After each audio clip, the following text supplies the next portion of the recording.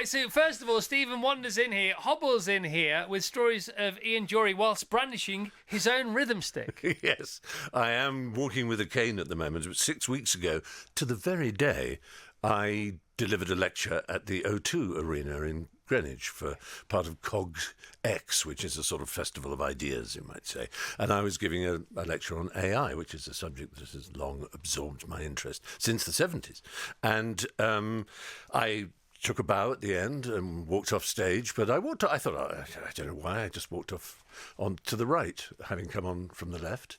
And I didn't know, as I fiddled with a black curtain, that there was a 6-foot drop onto concrete. So I broke my leg in 2 places, my pelvis in many places, and a bunch of ribs. So I'm only. This is my first sort of outing in the world, really. Oh my gosh. So because I've been, and the thing that interested me, because it never occurred, of course, it's immensely painful. You have to. There's no getting round it. You're in agony, yes. And so they give you these painkillers. And I asked the nurse. I said, "Oh, what are these?" Thinking, I don't know, they were codeine or something that you manage with. She said, "Oh, OxyContin." Now, I watched Dope Sick and I read books about the Sackler family and the opioid crisis in America, and it's that very pill. One of the most highly addictive things until fentanyl, which was even worse, of course. So I said, and this is, trying to be English, I suppose. I said, no, I don't think I want them. No, thanks, no. And she was a bit cross, and I thought, that's silly. The next morning, in comes the orthopedic consultant, and he says, we're not giving you these painkillers to make your life easier or for ease and comfort. They're there for you to get better quicker. And I said, well, they don't heal bones. He said, no, but without them, you're in so much pain, you won't move at all. You'll be lying on your back, stuck there. And with them, it'll hurt a bit, but we'll get you on your feet in a day. Right. And we'll get the 2 physio guys with their arms around you, and we'll walk you up and down. Yes. And your muscles will start working. And they'll support the bones, and everything will get... But without them, it could be 6 months longer, your recovery period. And that really interested me, because you don't think of painkillers... We're taught to think of them as evil, essentially. Yeah, no. Guided experiences of many types are more acceptable than others, perhaps might be. That's a good way I would of putting imagine. It. Yes. So we are on the 17th floor. We're physically on the 17th floor. How are you biochemically? Are you above us or below us then? I've been off them now for you've been several off weeks. Okay. But I did obey them and take them. And did you have any trouble coming off them? No, they very kindly weaned me with smaller and smaller because they doses. know what they're doing. They do know what they're doing, it turns out. That's a pretty serious fall, though. I thought maybe you twisted an ankle or fractured I don't know. No, it was pretty ghastly, to be honest. Yeah, it's very... You lie there. Well done. Thanks for coming in. Oh, don't be silly. Jeez. No, any opportunity to do my physio, but just by walking and getting in and out of cars. Stephen, this is true what I'm about to tell you now. Okay. So I took your book home yesterday and I read it and I marked it all up, and it is definitely the biggest book of the year so far from a research point of view. And we get loads of books on, we have loads of authors on. I read more in a week here than I did for the whole of my school career. But I genuinely have left my mark copy at home, sir. I mean, I'll still remember it, but I'm gutted because it's not the smallest book, and I did read it all, and I did mark it all up, and it's really annoying. Do you believe me? Of course I believe you, Chris. Do you actually? Yes, truly. Okay. Yeah. It's a great book. It's beautiful. Mythos or Mythos? He's Greek. What do you say? I would Mythos. Mythos, yeah. So Mythos. But it's Upsilon. Yeah, one has a Greek myth, though. Yes, we tend to take the I sound and make it an I. Right. But there is no letter Y in Greek. It's a U, an Upsilon. So psyche or psyche, for example, P-S-I-K is actually, we say psyche. Right. Yeah, we do, So, don't we? So we do a lot of damage to Greek pronunciation as we absorb it into the English language. Yeah, and as kids we say, why is the P silent? So, well, it wasn't really. We've just silenced it because it's a bit awkward. Yes. So Mythos is where we are, the illustrated story. So this is the story of our existence. As far as the Greeks would have told it, as the Greeks is it still told, as you are explaining to us, with pictures, thank God, as well as just words. Thank you for the pictures. No, but they're important. No, what you said, Alice, is a book without pictures and conversations, if you remember in Alice in Wonderland. Yes, and the best words create the best pictures inspire the greatest words. Absolutely. So let's crack on with that.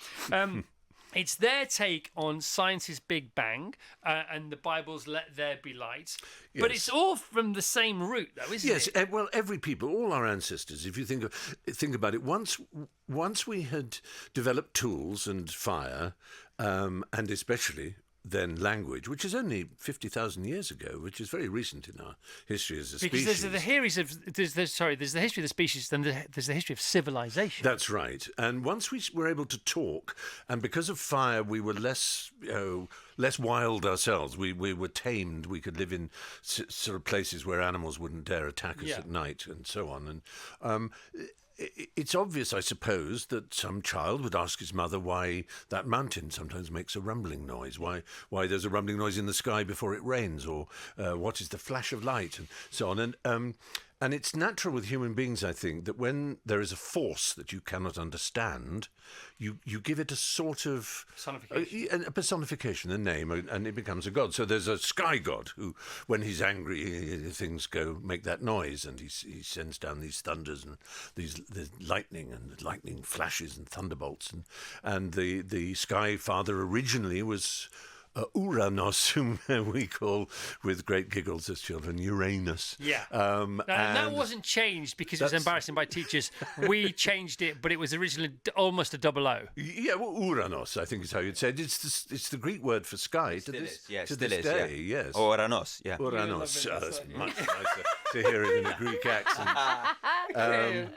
And he was the sky god, and there was a Gaia, and they as the Victorian myth books used to say, they married, which is a way of saying they conjoined, mated, underwent coition. They got it on. They got it on, Chris. Thank you.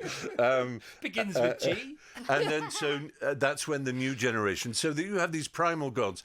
I think of it, as the human race became more sophisticated, so did their images of the gods. It's a bit like computer gaming. You and I are old enough to remember the very first computer games that ever were. Pong, which was like a square that bounced off the corner of the screen, and you had a little bat at the edges to go up and down. It was a fabulous game. Very simple, though. And the first images of the first sort of Atari and other games like that were very blocky, not anti-aliased, as we later would say. They're very, very blocky. And it was like that with the Greek myths. The first stories are these sort of primal gods who don't really have characters or aren't really coloured in. They're just sort of the sky and the earth and the titans and giants and so on. But then with each generation, as with the videos, it gets more and more smooth, more frillier, fuller, more shaded. The lighting is better, three-dimensional almost, until we get to where we are now, with our PlayStation 5. Yeah, it was very Tetrisy, wasn't it? It was all falling into That's place. right. It was building walls of stories but and worlds. The wonderful thing about the Greek myths, more than any other mythic cycle that I know,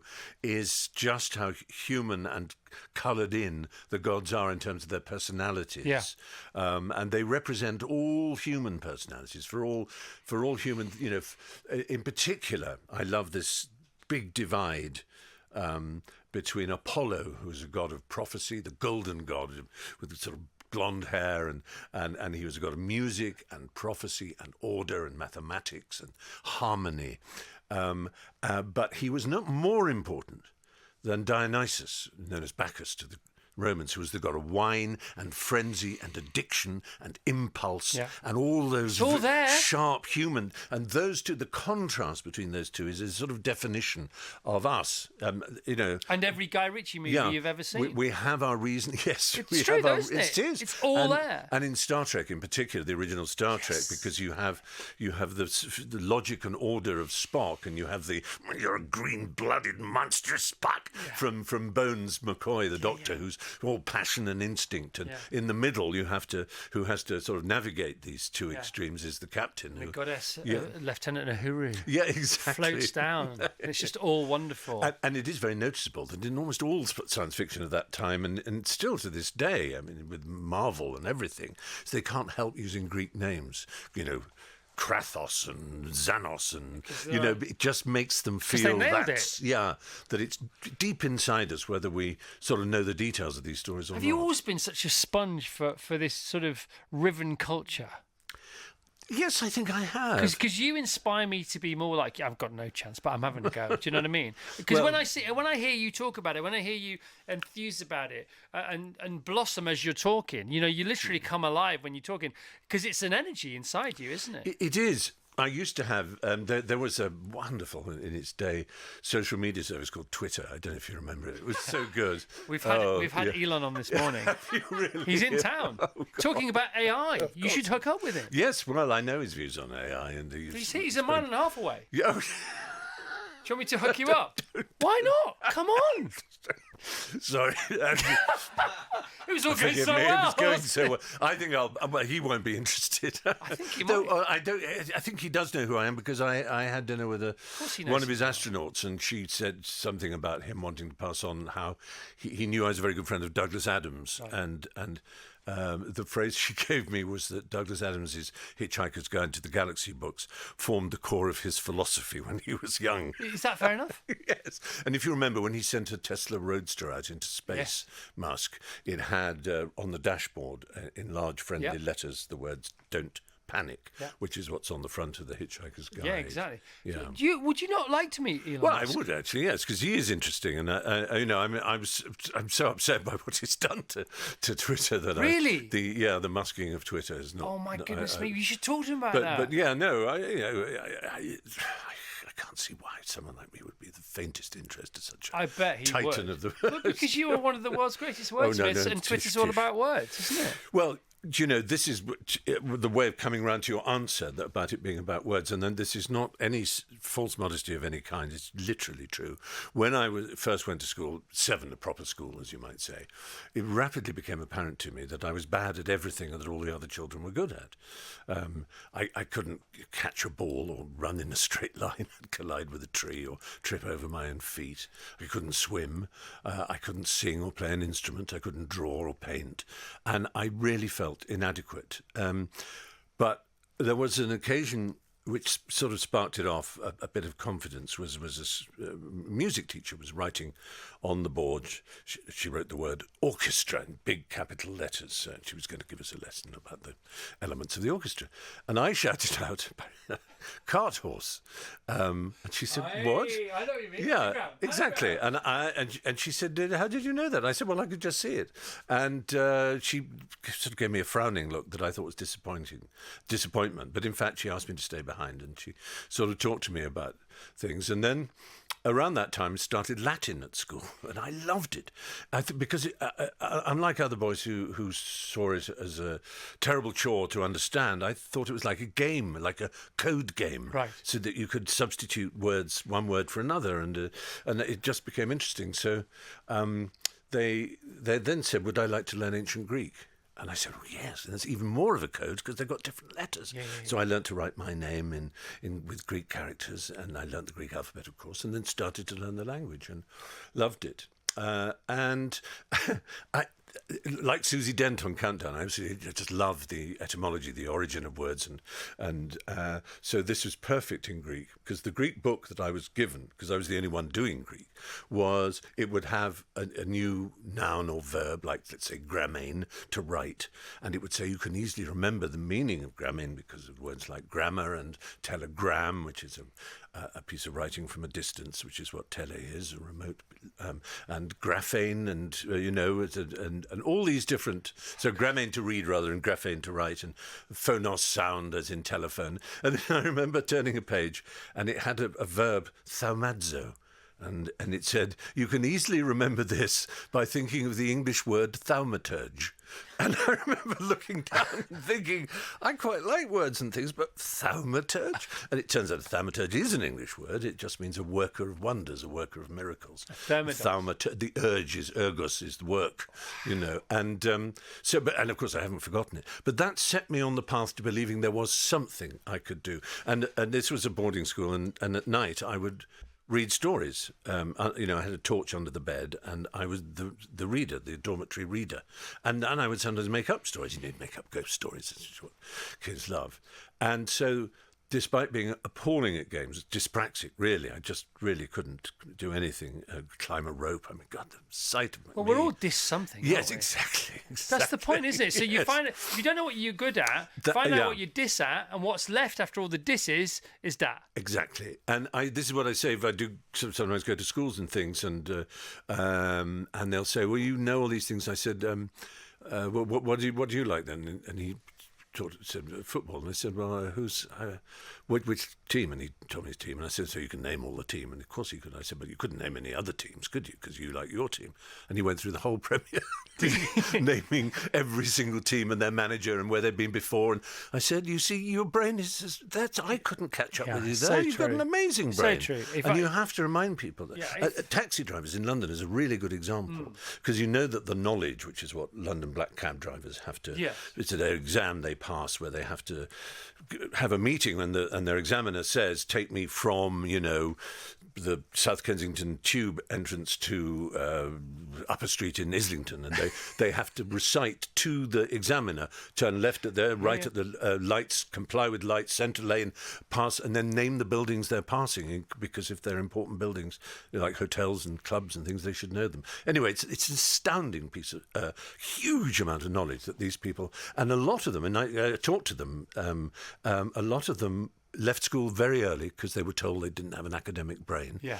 And the discovery that their brain could master all this information, famously more than a lawyer has to learn to pass a law degree, all that information in their brain, they suddenly realised that they weren't the dunces that they were told they were. And I'm next week going to Paris for a night. I'm taking the train, but I'm hosting the Global Teacher Awards at the UNESCO building in Paris, which is a thing I've done before, and it is astounding. They're from all over the world: Bangladesh, Peru, London, and all these teachers that are nominated. I mean, the ones in the long list are amazing enough, but when you get to the short list, the work they do, the inspiration they are, and you just makes you so angry at the division in the world where people like that are paid nothing and get almost no respect. There's this, there are these awards, but they won't make the front pages in the newspapers, let's be honest. But these people are more charismatic and dedicated and useful, exactly, than almost anybody you're likely to meet in your life. Wow. And they pass that message to their children. They make their children feel capable, and it's so important. Should we just give Stephen a round of applause? Oh, a control room round of applause. Thank you, the greatest Sinead. honour this show can bestow upon a guest. no. Oh. That usually happens, not usually, that sometimes happens at the end of maybe Paul McCartney playing live in here. But it doesn't happen mid-interview, does it? No, never. There you go. At the beginning of your book, Stephen's on to talk about his book, but he always is so generous with any topic of conversation and content of the conversation. Mythos, the illustrated story, Stephen Fry. It's a gorgeous book. It's beautiful. It looks a bit like Christmas, which is handy from a marketing point of view. But in the beginning, you talk about the Big Bang, you talk about the Bible, and then we have Greek mythology explaining where we are or who we are and where we came from. The ancient Greeks had a different idea to maybe the Big Bang, or maybe, in the beginning there was let there be light. And it all starts from chaos. And I'm thinking, but the cosmos is science. And I'm sure Stephen knows that cosmos means order and chaos means disorder. And so I thought he's agreeing with what he says he's disagreeing with. 2 paragraphs in, the book's done, it's over. Yeah, there are many more pages. Yes, it's interesting. Yeah, the Greeks. Yeah, what began it in Greek myth was chaos, and which is the Big Bang. Which is the Big Bang. If you think about it, it is a kind of intuitive understanding from what Jung called the collective unconscious, which is what creates myth. Yeah. They somehow understood that. Because we all have this problem when we have arguments, with religious people or with scientists, depending on our point of view, about what was there before the beginning. Before the before. Which is a paradox, because before the before seems impossible. Yes. And so you know, if a religious person says, well, there must be someone to have created it, can't come from nothing, you then say, well, Do they say it in that where voice? did this, yes, and then you say, well, where did this God come from? And who created the God? How was it created out of nothing? If you said something can't be created out. And the argument seems sterile and absurd, and there's a famous riposte to it, which is turtles all the way down, because so Einstein also was at a lecture and was giving it, and someone, a rather sort of crank, sort of tinfoil hat figure, stood up and said, do you not realise that the entire universe is supported by a turtle? That's how it exists. It's on the back of a turtle. And Einstein said, well, what's supporting the turtle? Another turtle. It's turtles all the way down. And it's turtles all the way Race to the bottom. It's turtles all the way down is a phrase they use in physics to be about the sort of uselessness of trying to understand the beginning and the before. And with the Greeks, you feel that there's a sort of because there was a personification of everything. There was chaos, like an explosion that turns to order. And that did, in current thinking, in the general sort of explanation of the things that physicists have now, there was an explosion, and slowly elements were born. In a few seconds, some of the most common ones, and then more and more, and suddenly there was iron, and suddenly there was this, and things settled into a kind of order, whether it was they coalesced into a nebula and then into planets and into galaxies and planets and so on. And we now know it's going all the way back to disorder, to the heat death of the universe, as they like to call it. So the Greeks just had a natural instinct, I think. To me, if I can say, though, the most remarkable one now, and it relates to AI, is fast forward a bit, and the gods have developed, and Zeus, now the king of the gods and now the sky god, has a sort of best friend who's a titan, and it's another race of beings, and he's called Prometheus. And between them, they have this idea to make a new species, not like animals, but more like gods, a bit smaller, but able to talk, like gods. And so they could praise the god, and they could kneel in front and tell the gods how great they are, and be their playthings and their toys, the creatures of Prometheus, as Beethoven called them in his piece of music. And so they made out of the clay of the earth, and Athena, goddess of wisdom, breathed into them, and humankind was born. And you're breathing life. Yeah, and Prometheus was thrilled with his creation, and he adored us. And he was unhappy that Zeus had said to him, they can have anything they want, but they can't have our fire from heaven. And we sort of take that to mean both literal fire, to roast and toast and melt and smelt with, to make tools with, and to make, to become iron and bronze and so on, but also the divine spark, the spark of self-consciousness that separates humans from animals, it seems, this strange awareness and language and those sorts of things. And Prometheus says to Zeus, why can't we do that? He says, well, because they'll destroy us. They won't need us anymore. They'll be in charge, and we'll be useless. And this is so like AI. Exactly. We are in this position now where we've made these little creatures, as it were, these sapient entities that aren't really sapient, but one day maybe they will be. Yeah. The question is, do we allow them to become sentient, become self-aware in the way that... And some, like Zeus, will say, we absolutely can't. We can't risk them getting aware of themselves. They may judge us. They may think they don't need us anymore. They may use the carbon that makes up our flesh for some other purpose. And there'll be others saying, "No, these lovely creatures. We must. It's." And for all we know, this has happened myriad times throughout the history of the universe. Are we not denying them the birthright that we were the beneficiaries of? No, absolutely not. Because I think it's very understandable that our ancestors would look around the world and notice that we are animals. You don't need Darwin to tell us we're animals, because we eat, we defecate, we sleep, we mate, and just like animals, we need the same sort of food nearly all the time. Anything we can eat, and most animals of one kind or another can eat. But especially once we started developing tools, fire, and then ultimately language 50,000 years ago, we were aware that we were different from animals. And that's what myths try and deal with. And we still have to deal with it. And we were aware that we're aware. And we're aware. That's the difference, exactly isn't right. it? That's the difference. And we still haven't answered that question. Why are we different? One answer is just to say, well, God made us this way. He wanted us to be above the animals and above You're doing that voice again. Sorry. With all respect to the devotion and piety of those who believe it. Well, it's I'm not, joking. it's not a very fruitful... Please carry on. But anyway, yes, you can say that God made it so, and that's it, nothing to question. Yeah. Or you can sort of subscribe to the way that human life actually did develop out of other lives and so on, and how evolution worked its magic, and realise that we developed these extraordinary qualities that separate us. But it's very understandable that to make a story out of it, to make a story like the Genesis story, why, it's called the fruit is called the fruit that gives you the knowledge of the difference between good and evil, gives you a moral sense. Yeah. And why did we have a moral sense? Animals don't feel ashamed or guilty. They really don't. They live and display themselves, and there must be a reason for it. We sometimes think a puppy looks guilty, but they may have adopted the Sometimes they are guilty. because it's torn up your all your daily newspaper or whatever. But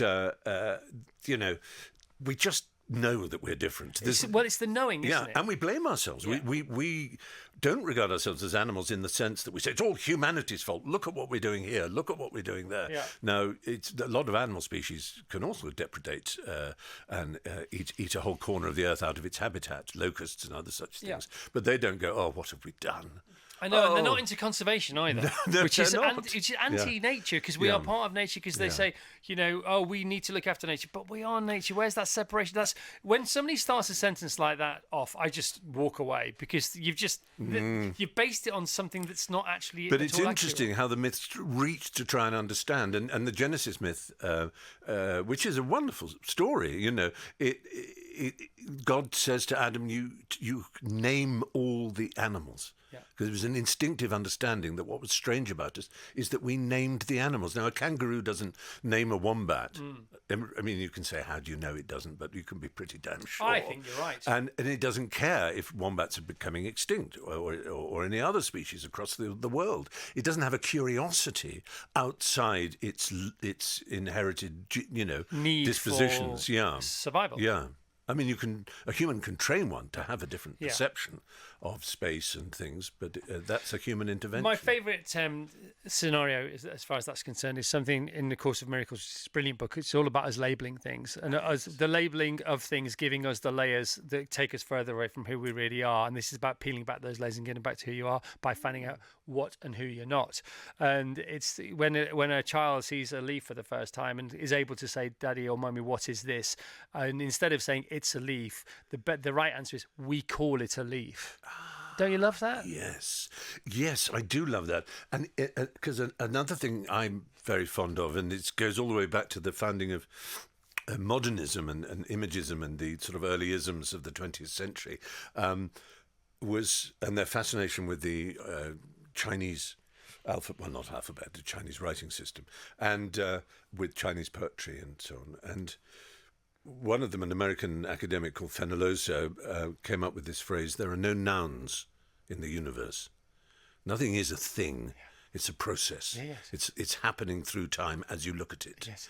And sometimes very slowly through time, like a rock, and sometimes quicker through time, like a leaf or a mayfly. And actually, it's a very healthy way of looking at all human things. And doctors now are trained not to say that someone is a diabetic or an asthmatic. They have asthma and they have diabetes. It sounds like a small thing, but it's not a woke thing. Well, you're it's not actually, angry. You have anger. Yeah, exactly. These things are not, as an American would say, they don't define me, but they don't. And if we think of everything as a verb, it also means we get that Solomonic wisdom. You know that story of Solomon? I think she's got the Queen of Sheba's visiting or whatever. and the Queen of Sheba says to him... You know the story.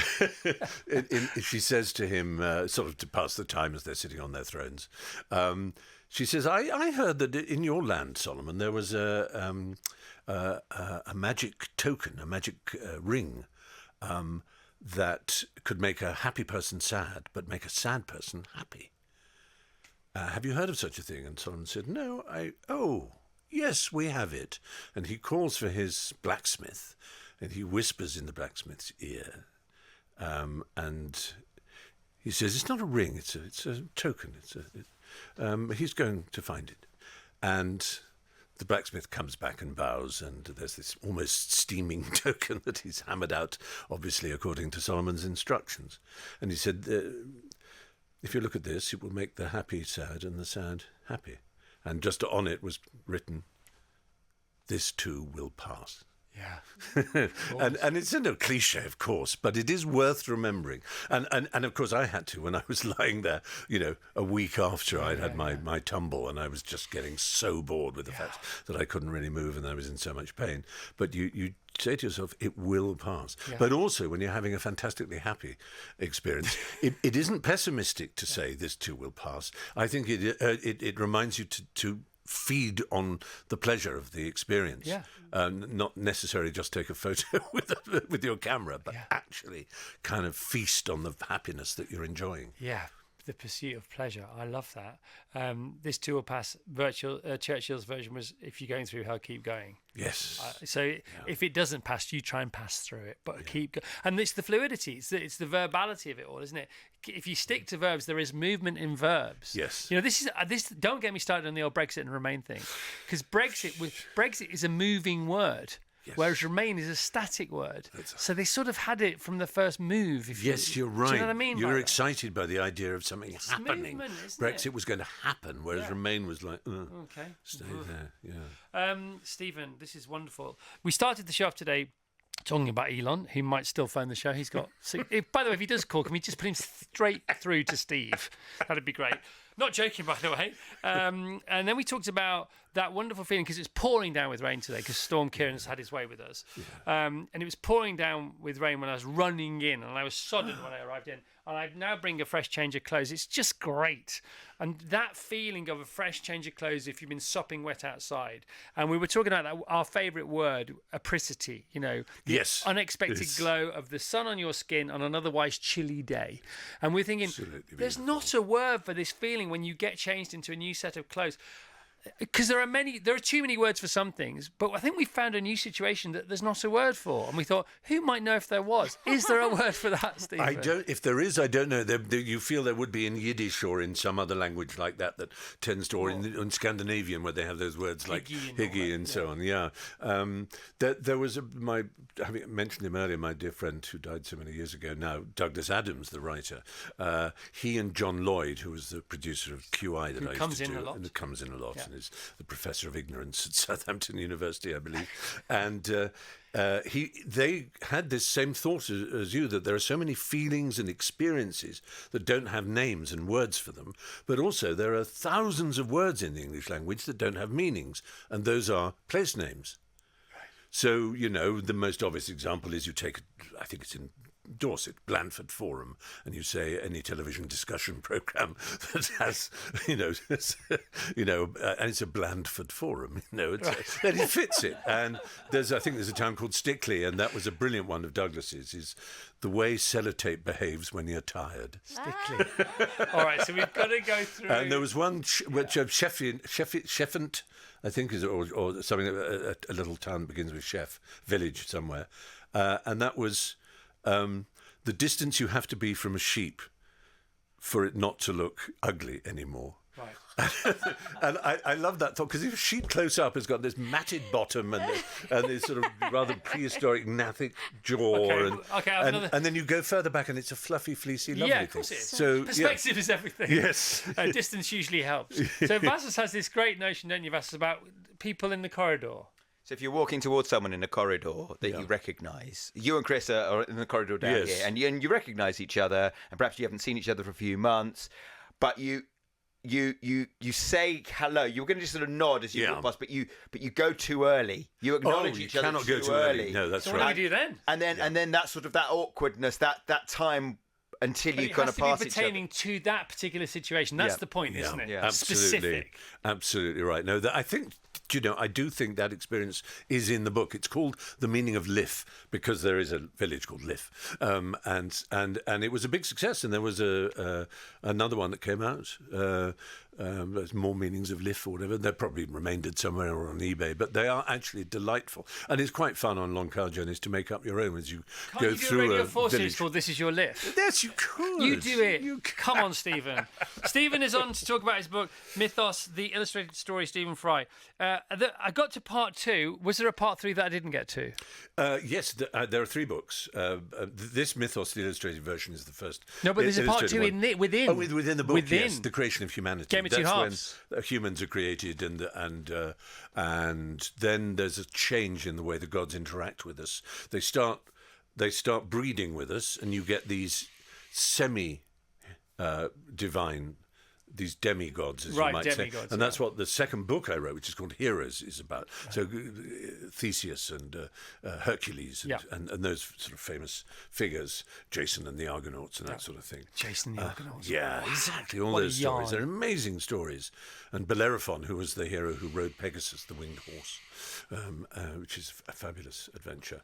And then I wrote a third one called Troy, which is about the Trojan War. You came in for Troy. Yeah, I did. That's right. And I'm owing my lovely publishers, Michael Joseph at Penguin, for another book next year. You owe them a book. Yeah, which is Everybody Coming Home. It's the homecoming, the Odyssey, how Odysseus comes home, and Aeneas, who founds Rome. You know when somebody owes you a few £100 or whatever, you go, so-and-so owes me a few £100, you'll never get that, right? Imagine if you're a publisher and you say to another publisher at dinner, oh, yeah, we're owed a book by one of our writers. Oh, that's a nightmare. No, it's all right, Stephen Fry. I was... It's like, oh, I wish we were owed a book by Stephen Fry. I was asked years ago to take Kingsley Amis to lunch at the Garrick Club. God. This is such an English thing. Kingsley Amis was a great novelist, by the way, I believe. I mean, everyone probably more familiar with his son, Martin Amis, but he was a marvellous writer, absolutely superb writer, and a terribly bibulous drinker. He wrote a book on drink. I mean, he was very self-aware, soak, but he'd been paid... You can't get more self-aware than that. He'd been paid a large sum. I won't say how much, but it was a large sum to write another book. He's no longer with us. No, that's true. He'd won a Booker for The Old Devils, his last book, I think, and he was I think it was $250,000, which was a lot in those days, and it's still loads of money. And they just were afraid of calling him up to ask how well it was going, because they just couldn't find a way, because he would bark at them and they go, oh, okay, Sir Kingsley. So they said, could I take him out? So I took him to the lunch at the Garrick Club, and it was a very charming affair. He was absolutely delightful and hilarious, and I kept sort of saying, so this book you're writing now? And he said, oh, no, listen, tell me. And I looked and I thought, I'll get him, because I knew he loved Macallan whiskey. And this is the kind of wonderful connoisseur he was. And I agree with him. It's very interesting. I noticed in the menu that they had an 18-year-old Macallan. So I said, I see they have an 18-year-old Macallan. Shall we get a couple of glasses? On the publisher? Yeah, on the publisher. The whole thing was on the publisher. Yeah. And he said, you're very kind, dear boy, but the 12-year-old is the better glass. Wow. Isn't that a wonderful phrase? The 12-year-old is the better glass. And, you know, whenever I've had these 18-year-old ones, they do burn my mouth more. And I think, why am I paying this much for an 18-year-old when they're not that I drink that much whiskey, but, you know, anyway. I never got to the bottom of how the book was coming. Oh, well, but you gave it a go. But I had a fabulous lunch. You didn't. By the way, if your mum and dad name you Kingsley, you have to sort of live up to it, don't you? It's so Do true. something. As Bertie Wooster once said to Jeeves, do you know that story where there was a character who didn't want to get knighted, and his wife did, and did want him did desperately. She wanted to be Lady, yeah. Bridgewater or whatever the surname was, but he didn't want to be. And Bertie says to Jeeves, why doesn't he want to be knighted? I mean, it's a bit embarrassing having to dress up and go to the palace, but is it so awful? And Jeeves says, well, no, sir, it's because of his name. If he were knighted, he would have to be known by his first name. Well, what is it? It's Lemuel, sir. Sir Lemuel, it does not appeal to him. Well, it's not so bad, but you could use his second name. Hardly, sir. It is Gengulphus. To which Bertie says, dash it, Jeeves, there's a lot of raw work pulled at the font, isn't there? A lot of raw work pulled at the font. Yes. Oh my gosh! Just for that line alone, Isn't it? It's bliss. Absolute Your bliss is what you are. Thanks for coming in, Stephen. A real pleasure. It always is. Thanks for being so hospitable. And do enjoy Mythos Illustrated version, everybody. Yeah, He why says, not? suddenly turning into sales mode. No, it's gorgeous. It's gorgeous. And let me do a little a jingle. happy Christmas jingle. Jingle all the way. We got some stuff here. We got some booze if you want it. Oh, You can no, drink it you're with you. very kind. No, I better seriously. not. Do you want what you like? Got some mince pies. There he goes, as he came in with his rhythm stick. And I wish you all a very Merry Christmas. He's so good with the look. He gives us the line, and it's all on camera. Goodbye.